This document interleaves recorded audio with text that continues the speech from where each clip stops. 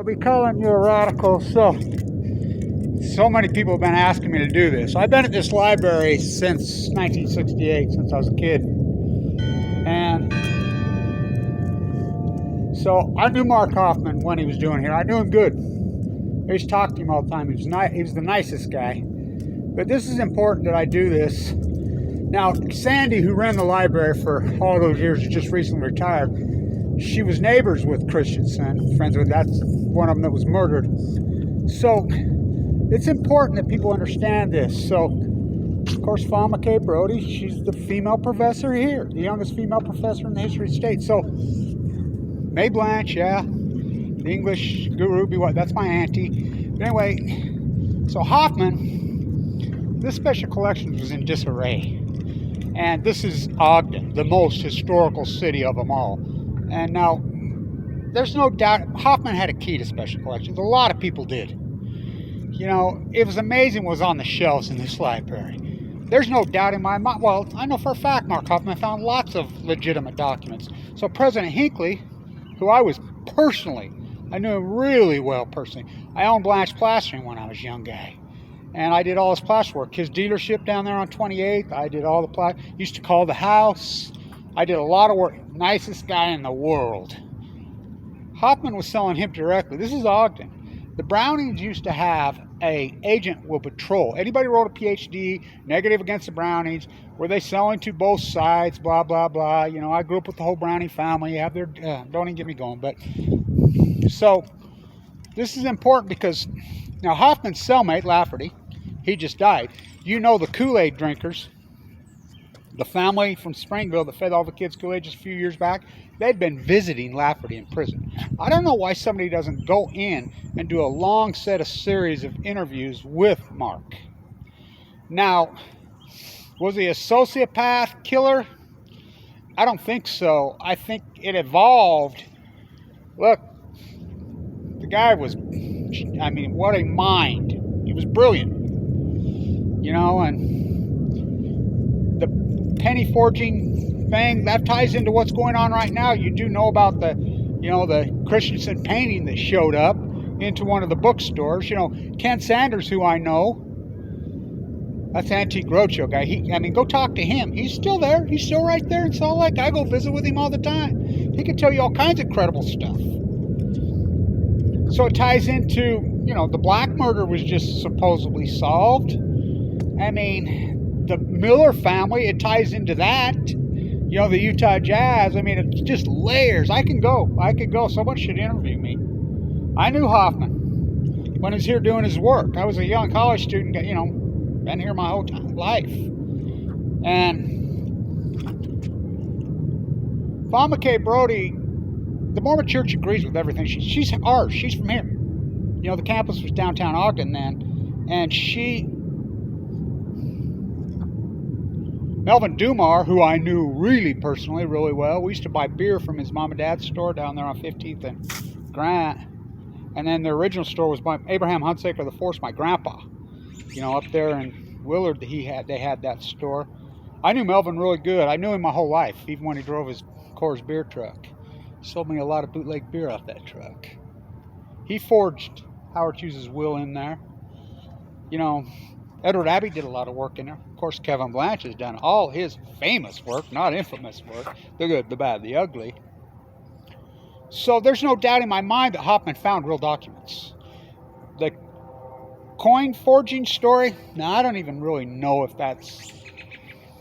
I won't get into that because I have my doubts on that whole thing. There's no doubt in my mind that he found historical documents in there. Now, you do know about and I'm a Mormon, just remember this, and my bloodlines on all four sides are so infamous. May Blanch is my auntie, that's English department. I knew Fama K. Brody personally. Abraham Hunsaker, the Hunsaker Mill, the statue at Old Town in Sandy, that's my grandfather.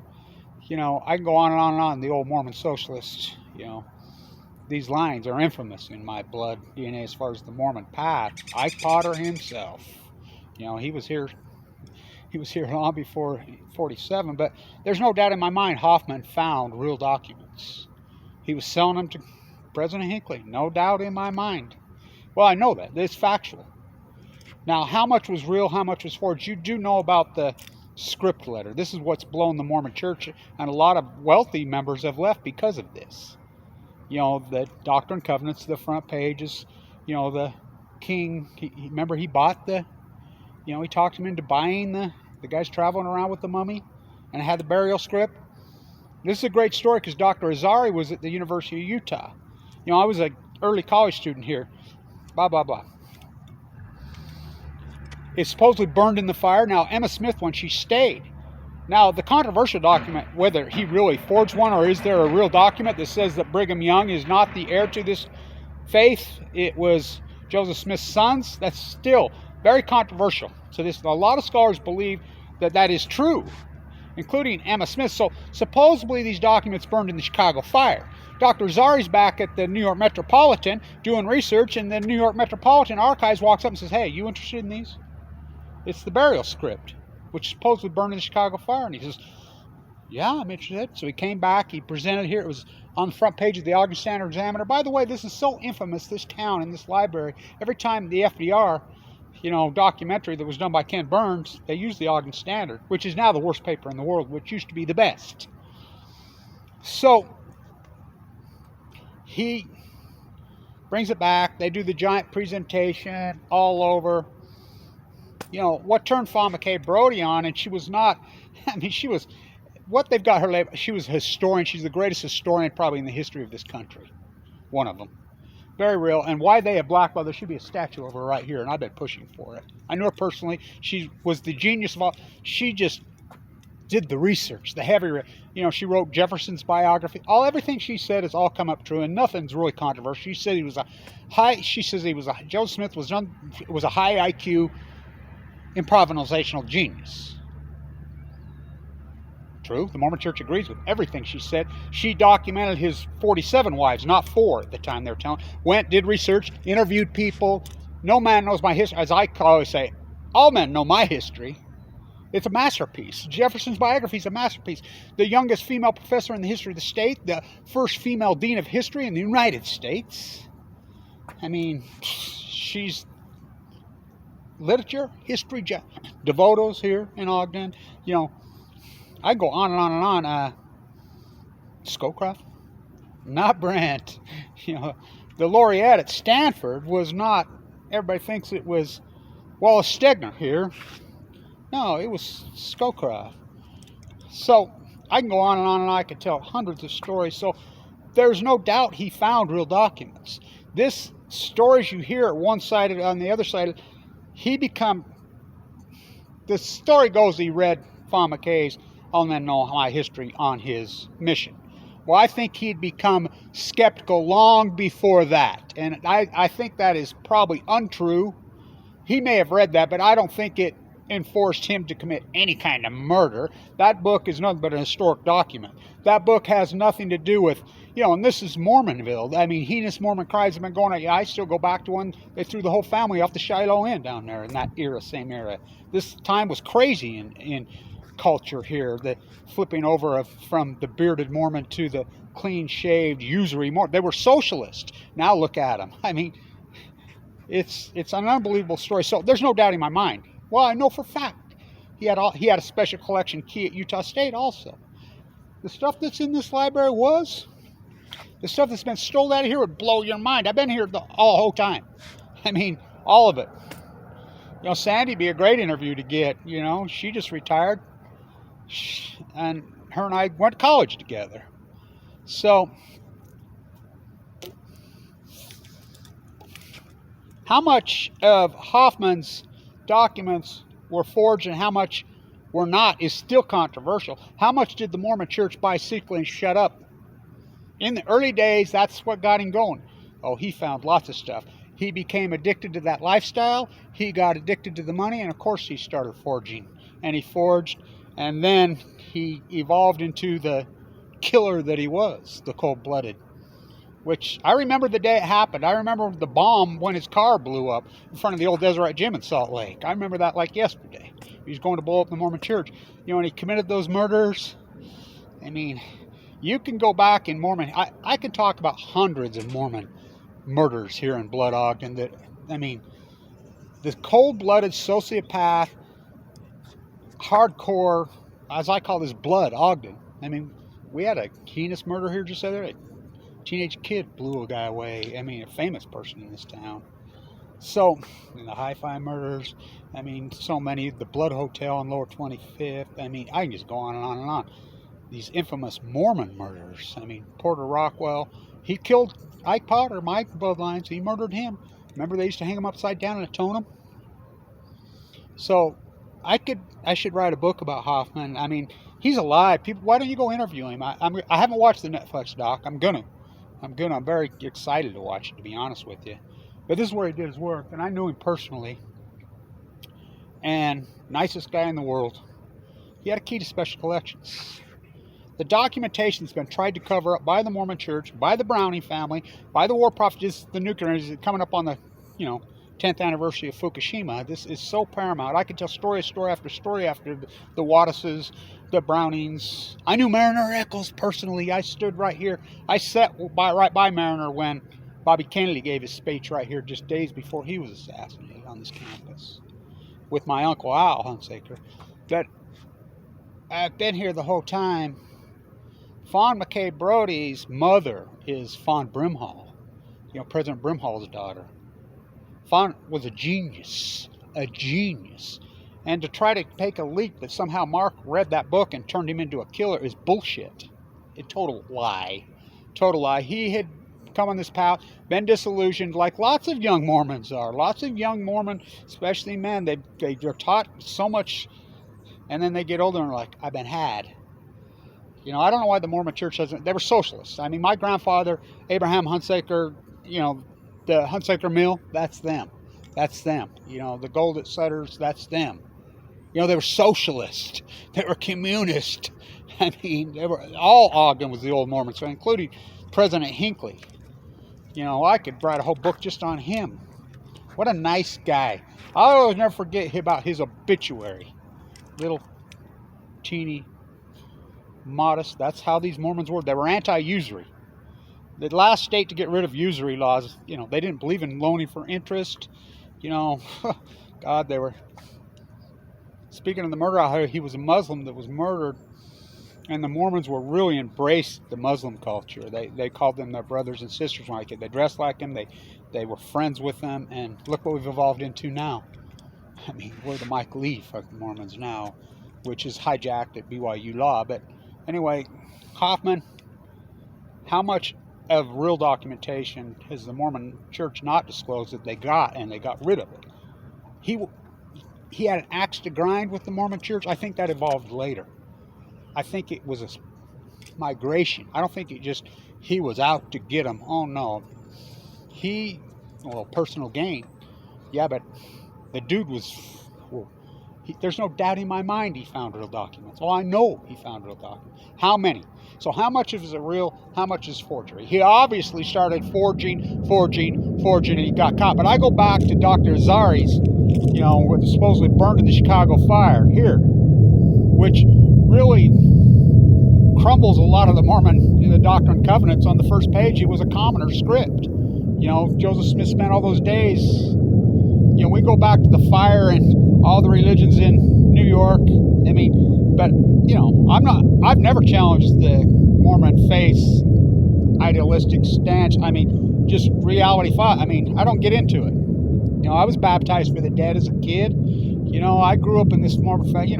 I quit practicing when I was 14, but I love Mormon history, the good, the bad, the ugly. The Mormon Man Massacre, the Mormons didn't do that.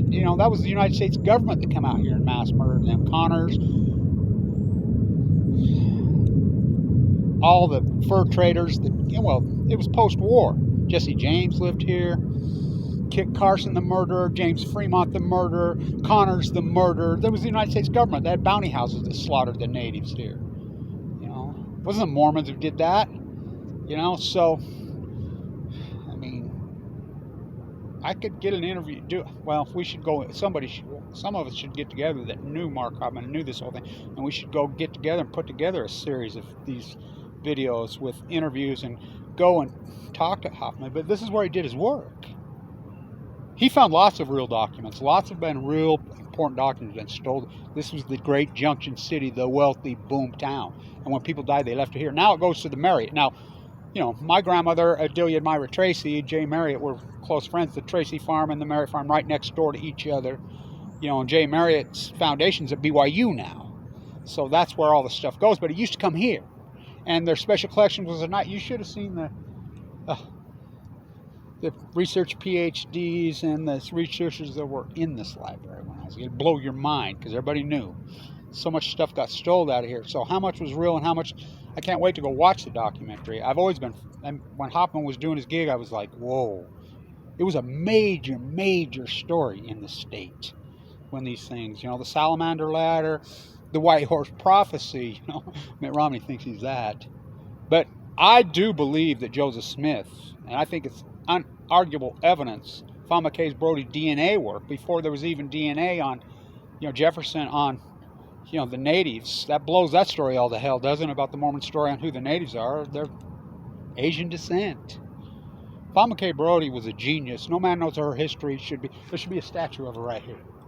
You know, Tim told me the other day, well, when we put the statue over here, we're going to put a statue of you, her holding your hand. You know, Kevin. Yeah, right. So, how much of Hoffman's were forgeries and how much is not? They weren't all forgeries. I'm here to tell you they were not all forgeries. And how much the Mormon Church buried it.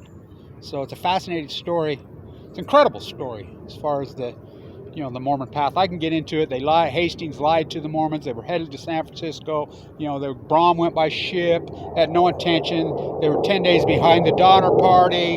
Joseph Smith was sick. You know, I can get into Jim Bridger here, you know, at Names Monument, the argument him and Brigham Young had. I can go and go. No, I mean, walking, talking Mormon historian, you know, the anti-nuclear, but, you know, been a little busy fighting for my life, trying to expose the...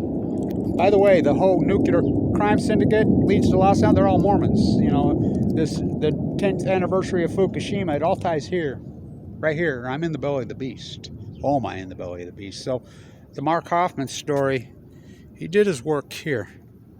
You know, and I can go. You know, so he evolved into a cold-blooded killer. Oh yeah. I mean, sick what he did. Sad, heartbreaking what he fucking did, but it was a migration. He wasn't just born some sociopath killer, and, you know, he felt betrayed. And I think a lot of Mormons feel that way.